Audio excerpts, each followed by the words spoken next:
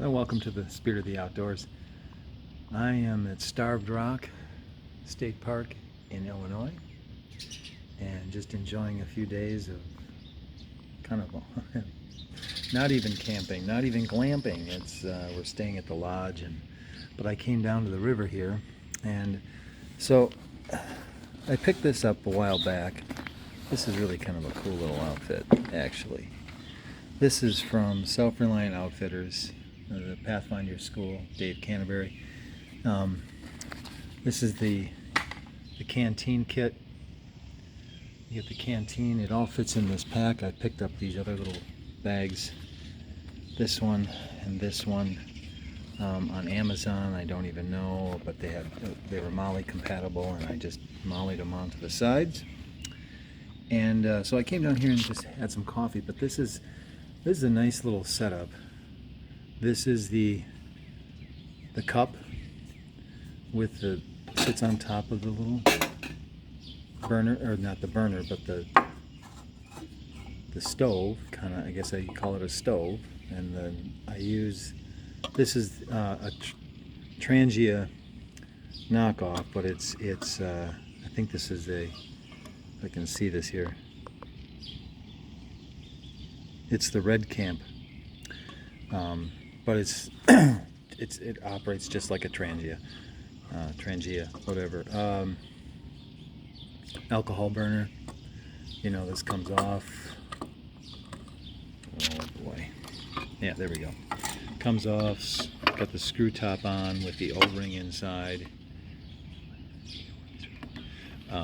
O-ring inside, so you can store. I got a little bit of alcohol in it right now from when I just did this. And then you've got the simmer ring.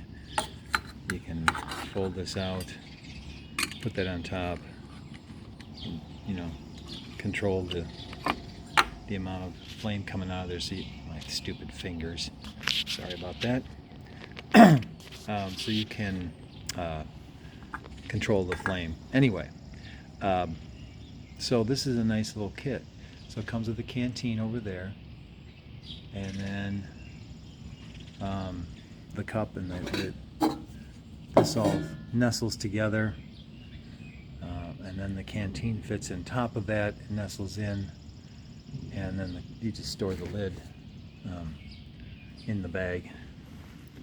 Like I put the lid, there's a little pouch on the side there. So a nice little outfit, and I don't know, I didn't get this for any particular reason, except for I'm glad I had this in the car. I just kind of keep it in the car, and if I'm Boy Scout camping, or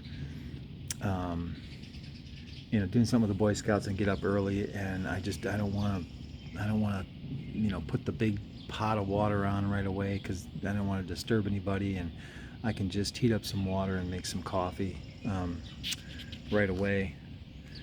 It's just great for this type of thing, because I had to walk down to, this is the picnic area down at Starved Rock, down from the lodge and where we're staying, and it was not even a half a mile walk down here. I just you can sling this on your back or sling this on your shoulder. It's kind of just a one strap. You just sling it, and it's not really difficult to carry, and it carries everything. I got the water and everything, and then I can just come down here to the river. That behind that wall is the river, the Illinois River, and then have a cup of coffee. So it's a nice little kit. Again, that's the Self-Reliant Outfitters. If you go to selfreliantoutfitters.com, and it's the Pathfinder School, Dave Canterbury's Pathfinder School. It's in Ohio. That's the little logo for the Pathfinder School.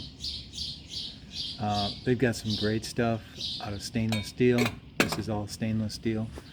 They've got some nice stuff there. I really like it. This whole kit, I don't remember, was not that expensive, but they've got a lot of cool things, and it's a lot of bushcraft. I mean, they've got bushcrafting school. They've got everything there. it's kind of amazing. I don't think I'd ever go through the bushcrafting school because don't really want to go to that drastic. You gotta really, you know, be willing to be out there. But check out their YouTube. Dave Canterbury has a lot of YouTube stuff, and he does a lot of stuff with just kind of camp cooking. And so if you're cooking for a group or whatever, it's really kind of a cool thing. They've got a whole outdoor kitchen there at the Pathfinder School, and they can. He does a lot of cool, interesting recipes, and it's all over a fire or, with some kind of a stove. So on a like a butane or a propane stove. So anyway, nice little kit, nice little way to just spend the morning. Just easy way to throw this together. Like I said, this all nestles in there, and then you take the lid. I've still got some water in there, but then the canteen fits right in there. It all goes back in the pack here, and you just carry it. It's really a nice little setup. I would put it all together and do all that, but I don't have I'm just using my phone this morning. I'm not using the other camera with a tripod, so I didn't bring I have it, but I just didn't bring it down here. So maybe I'll show it next time.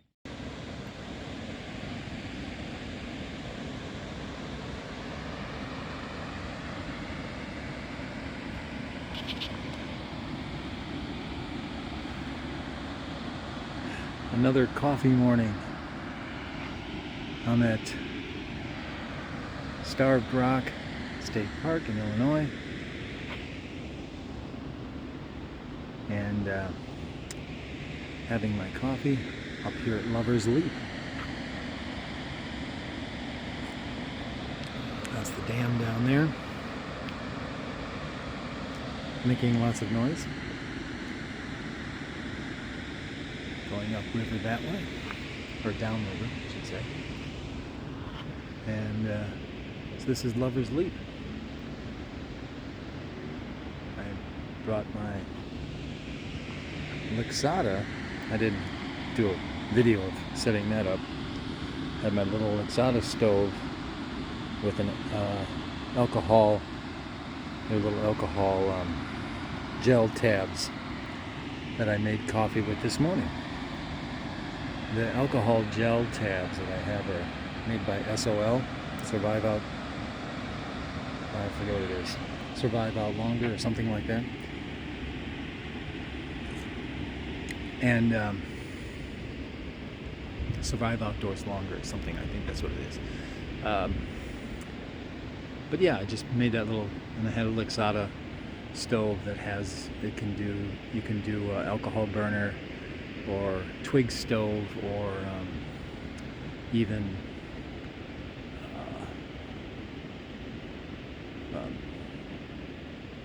hexamine tablets. That's what I was trying to do, aspid. So yeah, Lover's Leap. Very nice morning.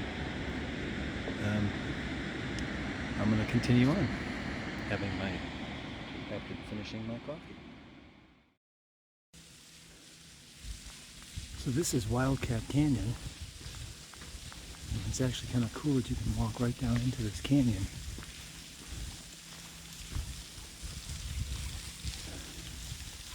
And I would imagine, now this is end of June, beginning of July, but I would imagine that summertime, early spring, when the snow melts, just after the snow melts and everything, I bet you this runs pretty full through here. And you can come down here. And that's a waterfall. Not much of one right now, but it is.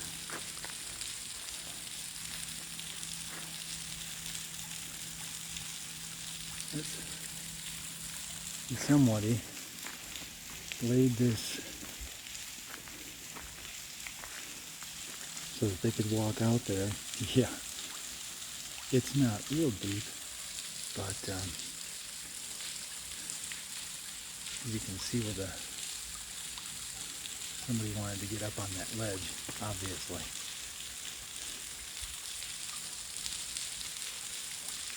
Pretty cool though. Water coming down.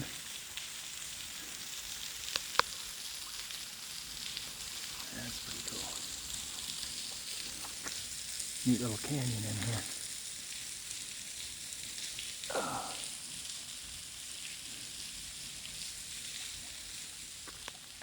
Really neat little canyon. Alright, I might be breathing a little heavy, but my last video was right down there at the bottom of Wildcat Canyon. That was the water that was coming out.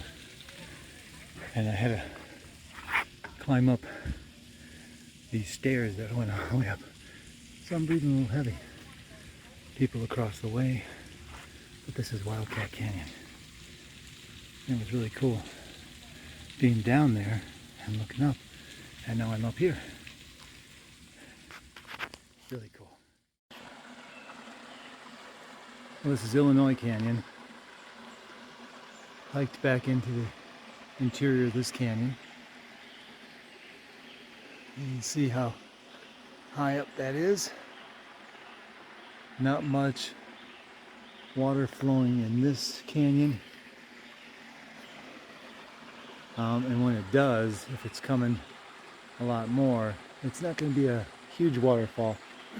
Just right through there, water would flow a lot stronger through there and come out. And as you can see, this is pretty muddy through here, but excuse me, obviously that when the water does in the springtime, probably early spring after winter melt, this is probably could be pretty full, or heavy rains, this could be pretty full through here, as it looks like it has been at one point. Obviously I'm looking around here knowing that this could all be underwater, and you probably stand up here, and even then that this probably water has flown out through here too as well, into here, down through there. A little mosquito-y here, but not too bad. This is Illinois Canyon. Beautiful little canyon. Probably not one of the more popular ones. It's the furthest canyon away from the visitor center. Hello, hey, a little echo there. Kind of cool. Furthest away from the visitor center. That's why I came down here. 7 o'clock in the morning. Nobody here, which is great. That's what I like. All right, I'm gonna hike back out. Made it into Owl Canyon. No water running here at all. It's completely dry. But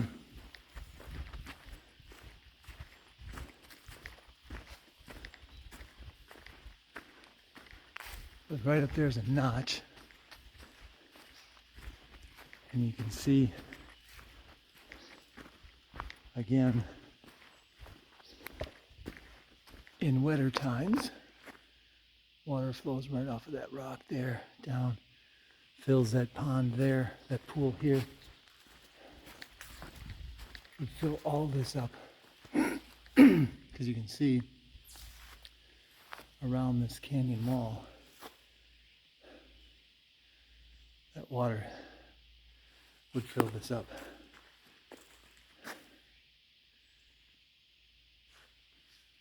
But it's amazing. Just amazing. Yeah, this is obviously the deep end here. Things just, like when the trees fall and stuff like that, they just sit down here. But I would think that there may be times, heavy rains, really, really wet, spring after the snow melt. There's probably a good amount of water in here. I wouldn't know if it ever got filled, but if there was you know, flooding, rains, that type of thing, this would fill up.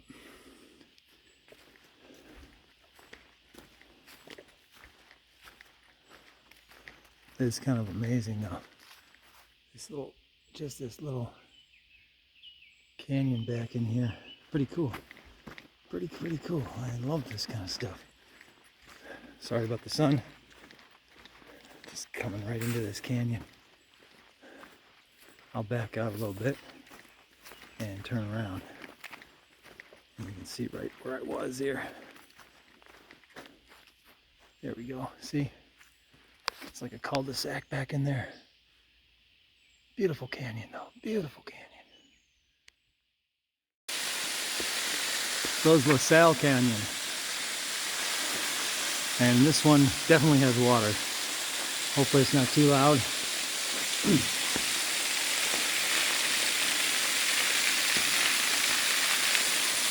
It's going to get really loud with the water, but I probably won't talk over it.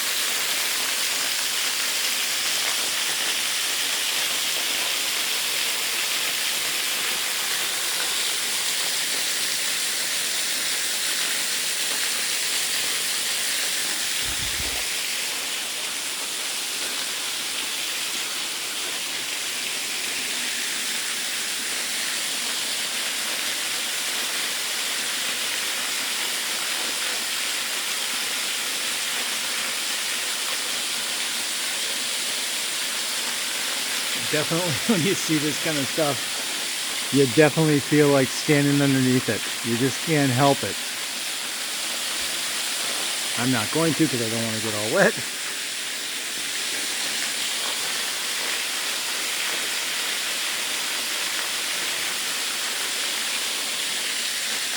But you just feel tempted.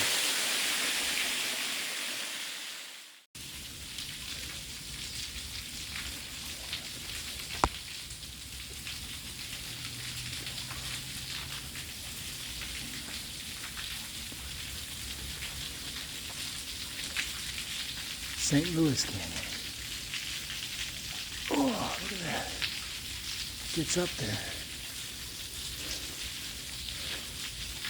And again, you can see that fairly dry. I mean, it's not letting loose like it would if it was a heavy rain or springtime.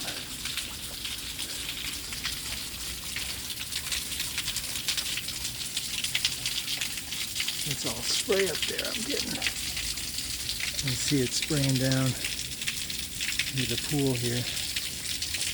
You know, it's spraying right off of that rock.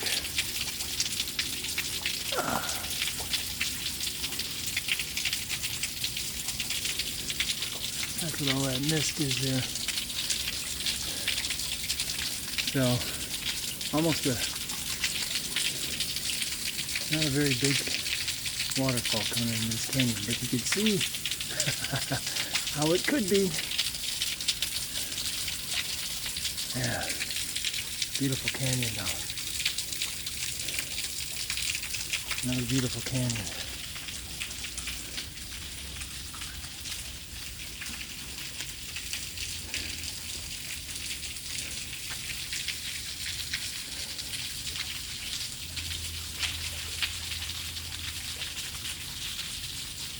Yeah. All right. You can see obviously this water line goes up.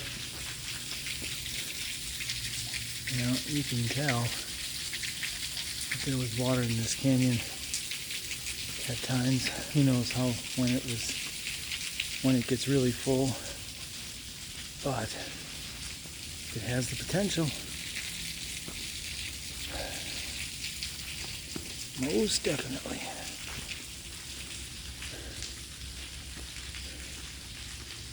Alright.